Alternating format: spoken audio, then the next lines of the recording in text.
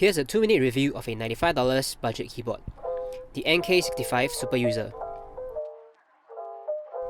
It comes with a carrying case, cord cable, and stabilizers are already installed on the keyboard. It's under $100, so of course it's polycarbonate.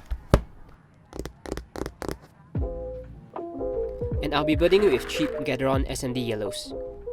I balled out with QMK Aurora Polaris to complement the green accent of this board, but cheaper keycaps are available for a budget build.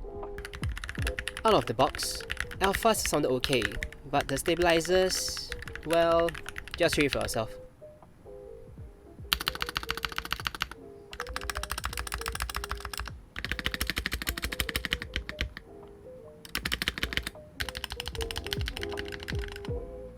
Oh my gosh. The stabilizers look lubed, but when you take them apart, dry.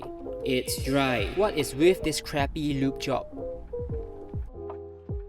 Still, the keyboard looks nice, has RGB, and is perfect for a newbie who hasn't touched the good stuff yet. With some work though, this board actually sounds pretty decent.